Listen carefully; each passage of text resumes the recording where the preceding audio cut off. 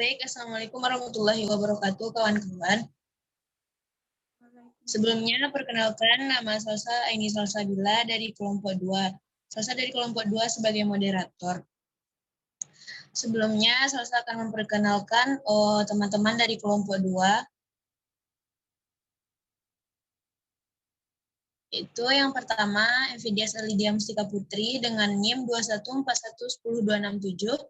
Yang kedua, Almayani dengan NIM 21411026. Yang ketiga, ini Salsabila dengan NIM 21411028. Keempat, Fernanda Rahman dengan NIM 21411023. Terakhir, Faiza Yunizar dengan NIM 21411027. Selanjutnya, Salsa dengan kawan-kawan kelompok 2 akan mempresentasikan hasil dari diskusi kelompok 2 tentang Undang-Undang Nomor 36 Tahun 2014 tentang tenaga kesehatan. Untuk pembaca materi pertama akan dibacakan oleh Evidias. Kepada Dias, dipersilahkan. Baik, terima kasih moderator. Dias akan membacakan materi yang pertama, yaitu pada saat Undang-Undang Republik Indonesia tahun 36 Nomor 36 tahun 2014 tentang tenaga kesehatan mulai berlaku. A. Peraturan Pemerintah Nomor 32 tahun 1996 tentang tenaga kesehatan atau Lembaran Negara Republik Indonesia tahun 1996 nomor 49. Tambahan Lembaran Negara Republik Indonesia nomor 3637 dicabut dan dinyatakan tidak berlaku pada pasal 92. Yang B, pasal 4 ayat 2, pasal 17, pasal 20 ayat 4, dan pasal 21 Undang-Undang Nomor 29 Tahun 2004 tentang praktik kedokteran atau Lembaga Negara Republik Indonesia tahun 2004 nomor 116. Tambahan Lembaran Negara Republik Indonesia nomor 4431 dicabut dan dinyatakan tidak berlaku, yaitu pada pasal 96 huruf A. Dan yang C, Sekretariat Konsil Kedokteran Indonesia sebagaimana diatur Undang-Undang Nomor 29 Tahun 2004 tentang praktik kedokteran atau Lembaran Negara Republik Indonesia tahun 2004 nomor 116. Tambahan Lembaran Negara Republik Indonesia nomor 4431 menjadi Sekretariat Konsil Tenaga Kesehatan Indonesia setelah terbentuknya Konsil Tenaga Kesehatan Indonesia, yaitu pasal 94 nomor huruf B.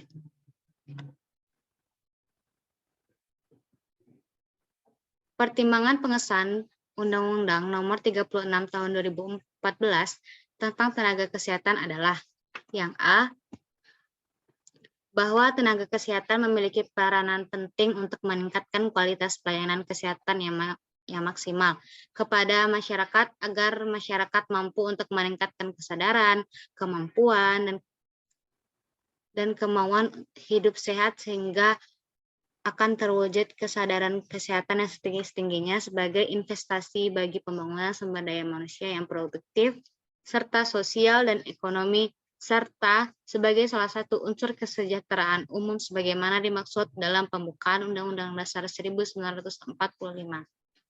Yang B, bahwa kesehatan sebagai hak asasi manusia harus diwujudkan dalam bentuk pemberian berbagai pelayanan kesehatan kepada seluruh masyarakat melalui penyelenggaraan pembangunan kesehatan yang menyeluruh oleh pemerintah, pemerintah daerah, dan masyarakat secara terarah, terpadu dan berkesinambungan, adil dan merata, serta aman, berkualitas, dan terjangkau oleh masyarakat.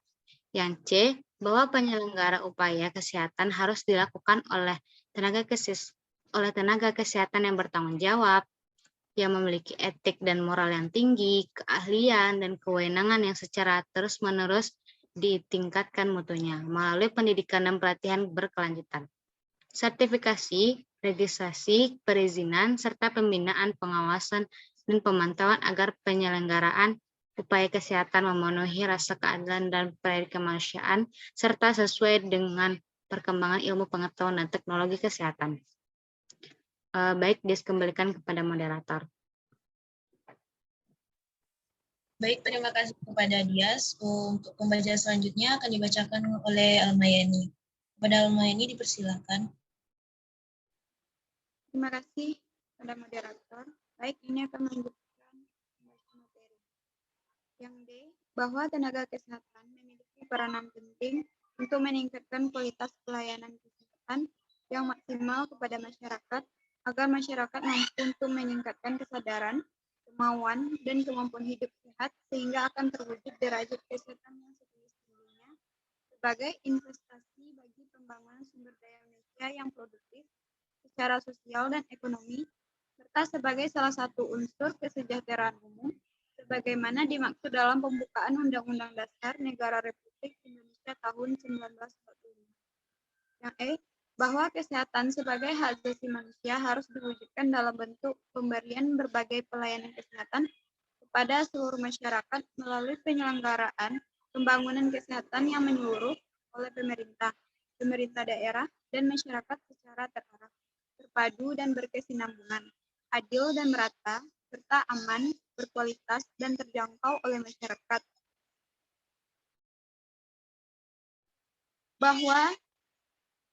Yang F, bahwa penyelenggaraan upaya kesehatan harus dilakukan oleh tenaga kesehatan yang bertanggung jawab, yang memiliki etik dan moral yang tinggi, keahlian, dan kewenangan yang secara terus-menerus harus ditingkatkan mutunya melalui pendidikan dan pelatihan berkelanjutan, sertifikasi, registrasi, perizinan, serta pembinaan.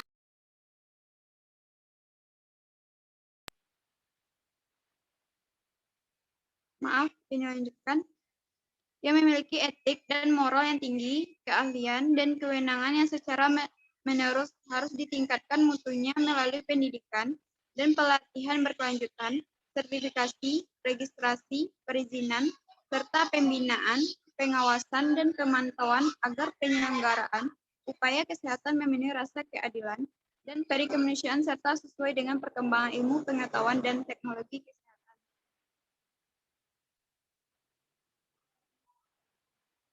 Dasar Hukum.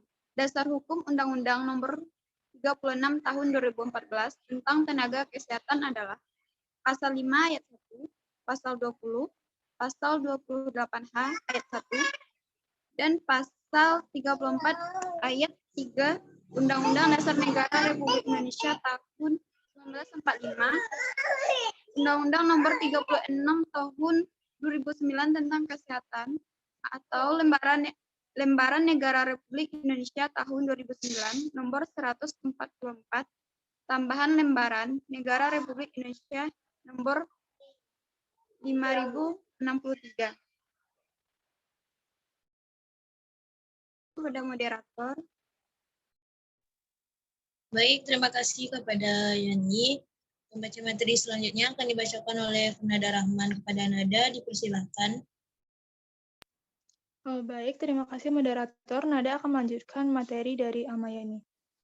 Upaya pemenuhan kebutuhan tenaga kesehatan sampai saat ini belum memadai, baik dari segi jenis, kualifikasi, jumlah, maupun pendayagunaannya. Tantangan pengembangan tenaga kesehatan yang dihadapi dewasa ini dan di masa depan adalah yang pertama, pengembangan dan pemberdayaan tenaga kesehatan belum dapat memenuhi kebutuhan tenaga kesehatan untuk pembangunan kesehatan. Yang kedua, regulasi untuk pendukung upaya pembangunan tenaga kesehatan masih terbatas. 3. Perencanaan kebijakan dan program tenaga kesehatan masih lemah. Yang keempat, kekurang serasian antara kebutuhan dan pengadaan berbagai jenis tenaga kesehatan. 5.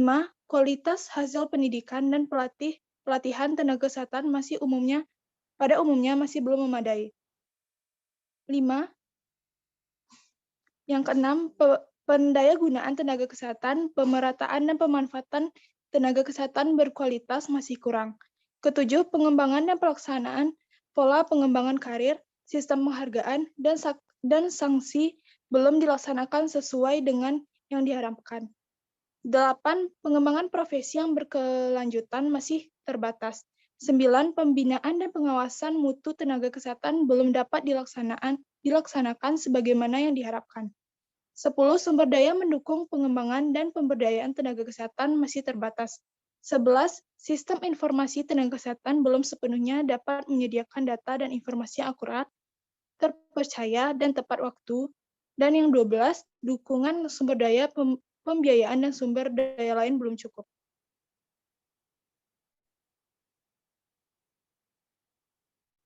Dalam menghadapi tantangan tersebut, diperlukan adanya penguatan regulasi untuk mendukung pengembangan dan pemberdayaan tenaga kesehatan melalui percepatan pelaksanaannya, peningkatan kerjasama lintas sektor, dan peningkatan pengelolaannya secara berjenjang di pusat dan daerah.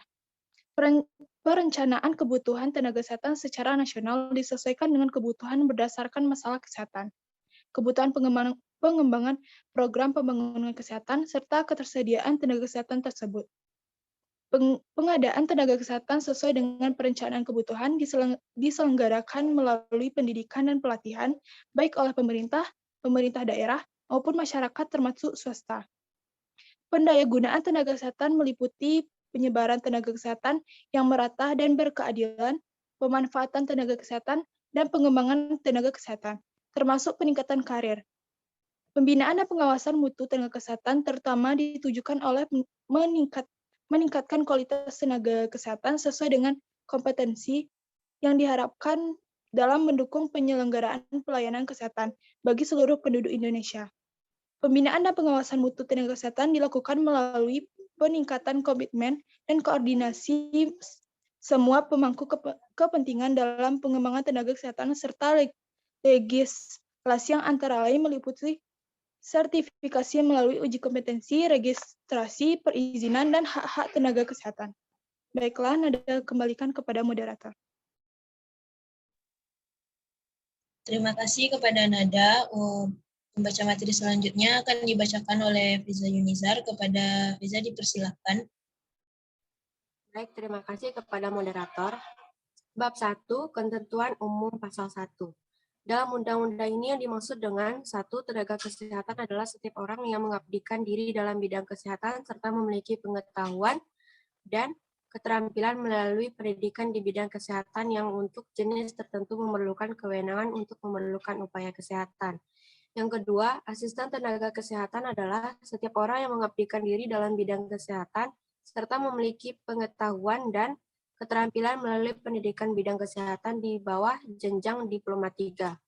Yang ketiga, fasilitas pelayanan kesehatan adalah suatu alat atau tempat yang digunakan untuk menyelenggarakan upaya pelayanan kesehatan, baik promotif, preventif, kuratif, maupun rehabilitatif yang dilakukan oleh pemerintah daerah, atau masyarakat.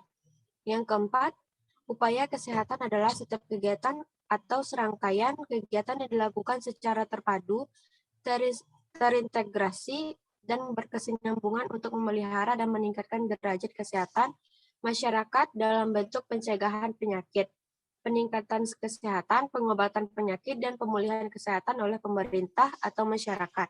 Yang kelima, kompetensi adalah kemampuan yang dimiliki seseorang tenaga kesehatan berdasarkan ilmu pengetahuan, keterampilan, dan sikap profesional untuk dapat menjalankan praktik.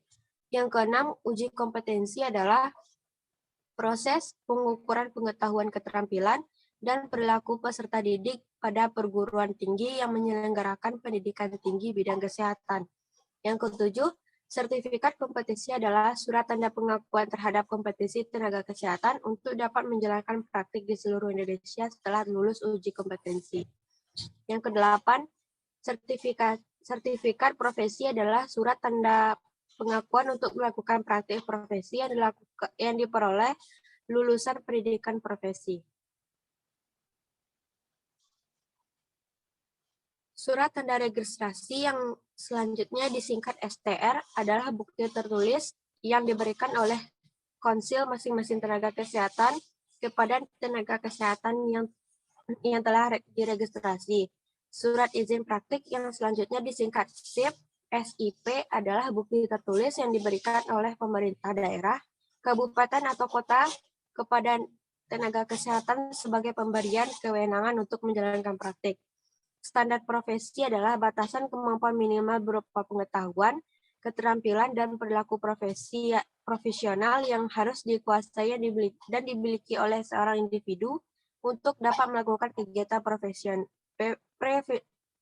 profesionalnya pada masyarakat secara mandiri yang dibuat oleh organisasi profesi bidang kesehatan. Standar pelayanan profesi adalah pedoman yang diikuti oleh tenaga kesehatan dalam melakukan pelayanan kesehatan. Standar prosedur operasional registrasi adalah pencatatan resmi terhadap tenaga kesehatan yang telah memiliki sertifikat kompetensi atau sertifikat profesi dan telah mempunyai kualifikasi tertentu dan serta mempunyai pengakuan secara hukum untuk menjalankan praktik. Adalah untuk perangkat instruksi atau langkah-langkah yang dibakukan untuk menyelesaikan proses kerja rutin tertentu dengan memberikan langkah-langkah yang benar dan terbaik berdasarkan konsensus bersama untuk melaksanakan berbagai kegiatan dan fungsi pelayanan yang dibuat oleh fasilitas pelayanan kesehatan berdasarkan standar profesi. Konsil Tenaga Kesehatan Indonesia adalah lembaga yang melaksanakan tugas secara independen yang terdiri atas konsil masing-masing tenaga kesehatan. Organisasi profesi adalah wadah untuk berhimpun tenaga kesehatan yang berprofesi, seprofesi. Kolegium masing-masing tenaga kesehatan adalah badan yang dibentuk oleh organisasi profesi untuk setiap cabang disiplin ilmu kesehatan yang bertugas mengampun dan meningkatkan mutu pendidikan cabang disiplin ilmu tersebut. Penerima pelayanan adalah setiap orang yang melakukan konsultasi tentang kesehatan untuk memperoleh pelayanan kesehatan yang diperlukan, baik secara langsung maupun tidak langsung kepada tenaga kesehatan. Pemerintah pusat yang selanjutnya disebut pemerintah adalah Presiden Republik Indonesia yang memegang kekuasaan pemerintah negara Republik Indonesia sebagaimana dimaksud dalam Undang-Undang Dasar Negara Republik Indonesia tahun 1945. Pemerintah daerah adalah gubernur, bupati, dan wali kota, serta perangkat daerah sebagai unsur penyelenggara pemerintahan. Menteri adalah menteri yang menyelenggarakan urusan pemerintahan di bidang kesehatan. Pasal 2. Undang-undang berdasarkan A. Peri kemanusiaan, B. Manfaat, C. Pemerataan, D. Etika dan profesionalitas, E. Penghormatan terhadap hak dan kewajiban, yang F. Keadilan, G. Pengabdian, H. Norma agama, dan I. Pelindungan.